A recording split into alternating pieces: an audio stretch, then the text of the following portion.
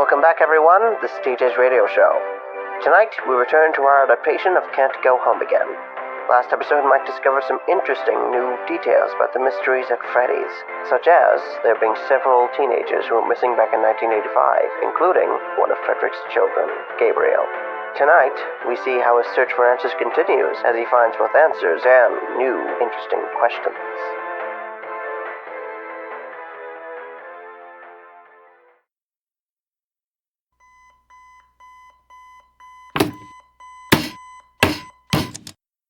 The rest of the night disappeared in the wake of Mike's movie marathon, and the pizza he had salvaged vanished in similarly absent-minded fashion.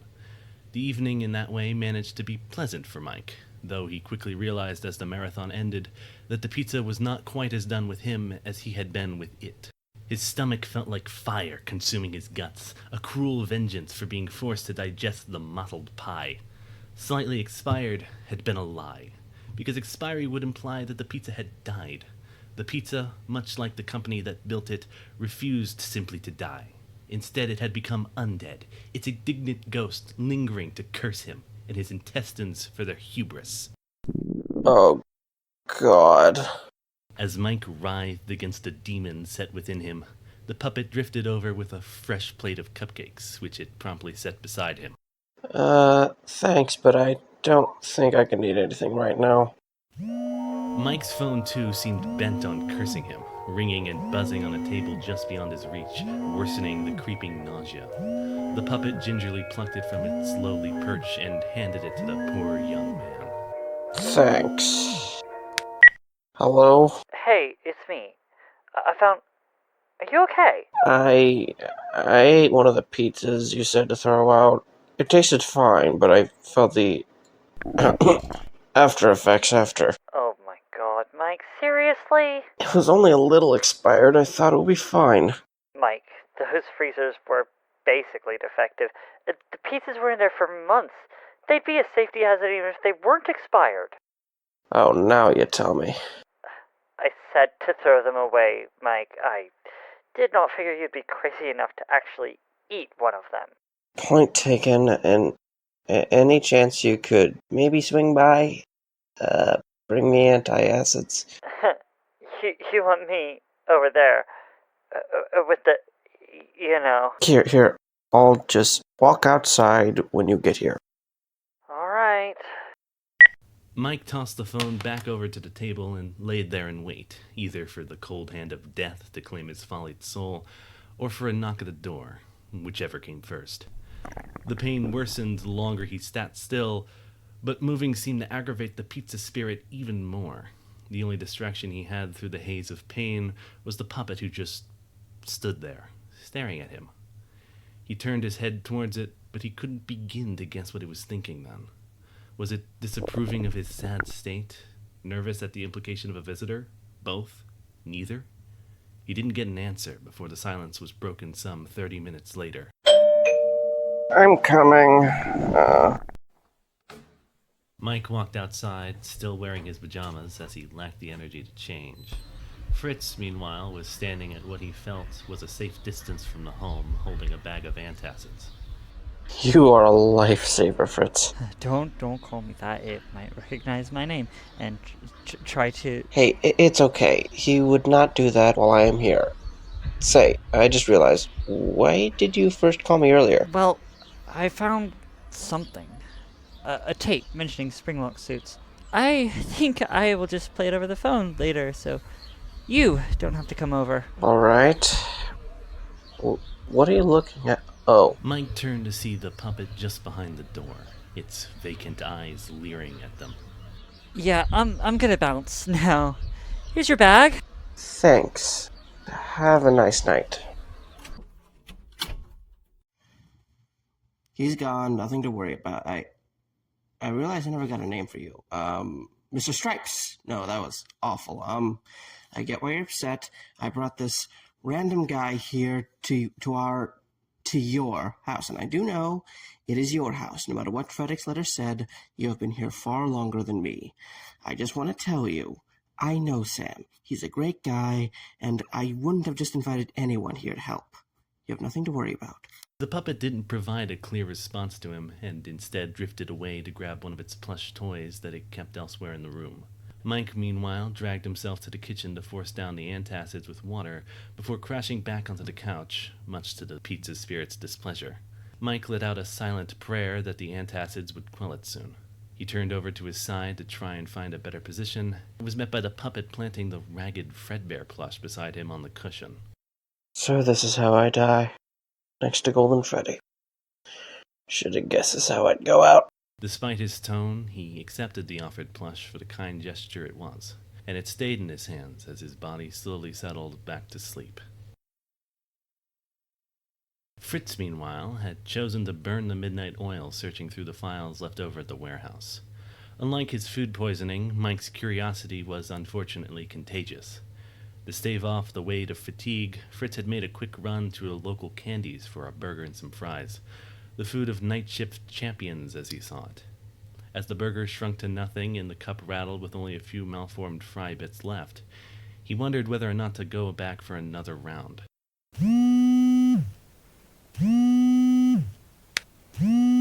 Hello? Hey, Fritz, it's Mike. I just wanted to tell you, I saw somebody listening to us when you came over. I think the house is being watched. Wait, really? Do you think they saw... you know who? No, I don't think they saw the marionette. I just think that somebody might be watching us investigate. Do you think it's... the killer? A very plausible possibility. Here, just lay low for a while. You can keep looking at those files, but let's keep our distance. Avoid contact for a while.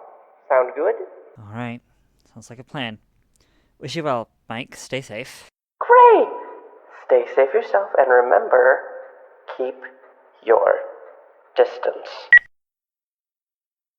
For Mike, the arrival of morning brought relief. His strength had returned to him, the pizza demon vanquished sometime in the night, and he was ready to tackle his next great hurdle, the 9 to 5. After Freddy's, Mike had been hired as a daytime security guard for a corporate office space for a company he couldn't care less about. He'd worked a few shifts already, but the white uniform with black pants, the internal want to look presentable, working during the day, and with a partner no less, it all still felt unusual, as if Freddy's wasn't strange. At least here, unlike the pizzeria and now his own home, he could be confident that everything he'd be guarding would be very much soulless. Speaking of souls, Mike could feel and often plainly witnessed the puppet following him around the house as he prepared for work, constantly peeking or shadowing him. Unfortunately for the puppet, Mike's job wouldn't accept clingy ghost housemates as an excuse for missing his shift. As he prepared, he glanced over at the Fredbear plush he'd left on the couch. He had plenty of suspicions about the child in the photo and the puppet, but that plush represented the best lead he had. Having it on hand would be valuable the next time he spoke with Fritz, so he plucked the toy from the couch and tucked it under his arm to store in the car later. Alright, so I'm about to head out now. Is everything good? After another uncomfortable bout of silence, the puppet nodded and Mike took his leave. The drive to the office building was mercifully short, and when he arrived, he saw his new partner heading in ahead of him. Hello, I'm Natalie Peterson. Welcome back to the job. Natalie, we've met. At least a couple times. I was just taking time off. I know. But the company recommends reintroducing yourself to employees who've been away for a while. Do they think they have goldfish working for them? Still have your sense of humor, I see. Natalie held the door open for Mike, and the two of them went inside, quickly settling into their shift at the security office. Mike glanced at the time on the clock. 6 p.m. The morning light that revealed the dust that their arrival had kicked into the air, however, made that answer doubtful. The clock is screwed up, ain't it? Yeah, it was moving too slow and someone overcorrected. No one cares enough to get it fixed. Oh, and also, since you always steal donuts here, I got some extra. Mike indeed had a habit of stealing some of his co-workers' donuts when he thought no one was paying attention. It appeared, however, that Mike had not been as discreet as he'd believed, as Natalie pulled out a bag near overflowing with donuts, and offered him one that had been liberally glazed with chocolate, which he gladly accepted. So, last time I heard from you is when you briefly called me. You were leaving the funeral? You called me to say how you were given Frederick's house. How did that go?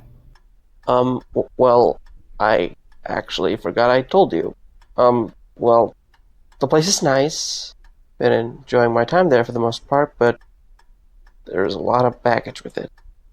I expected to feel bad, but I did not expect what I found there. I'm sorry. You two seemed really close. Yeah, we were. Did he have any family or anything? He had kids, but they passed away over the years. That's so sad. I can't even imagine not having a family. At least he wasn't alone.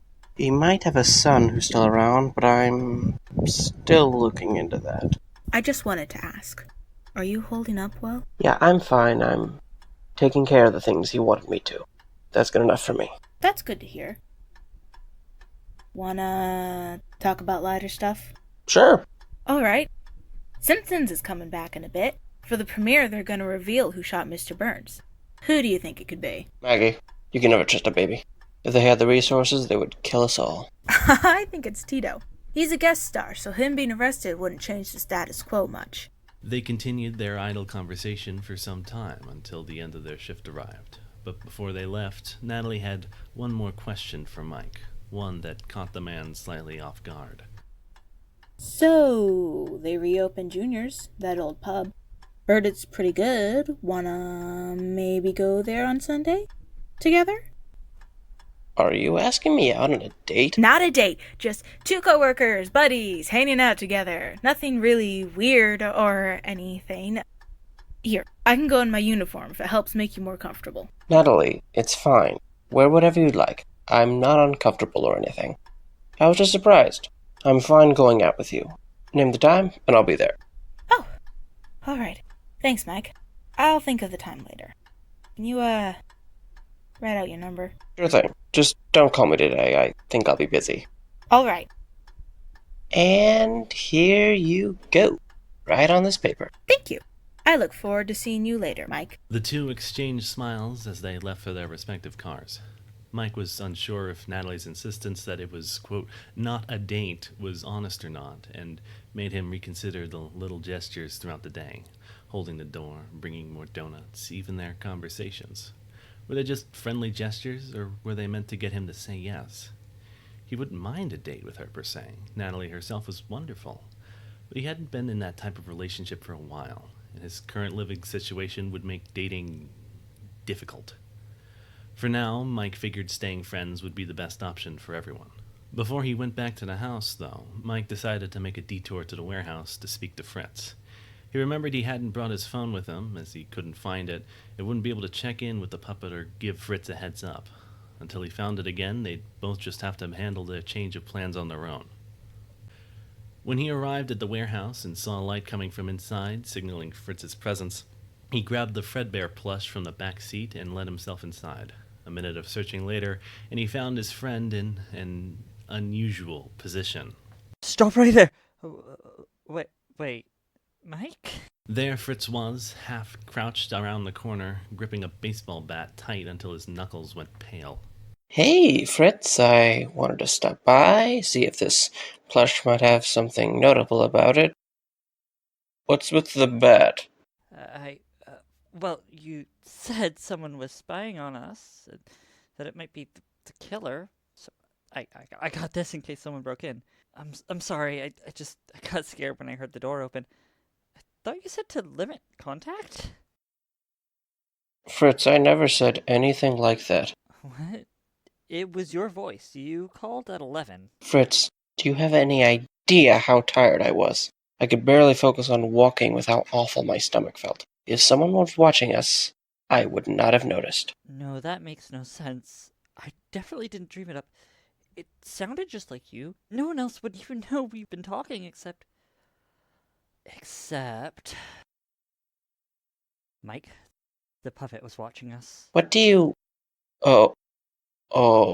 And in the call, you called it the marionette. Fritz, call my phone. Why? To see if I pick up. Okay.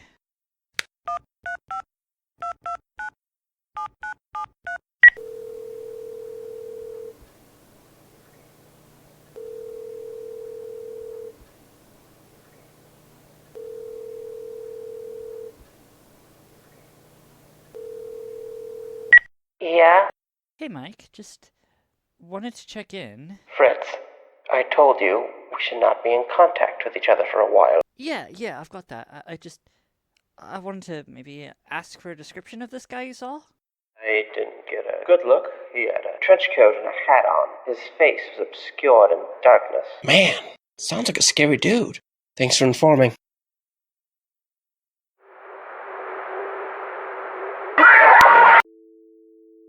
So, that settles that. All right. Excuse me. I'm gonna go, Papa Weasel. Wait, Mike, seriously?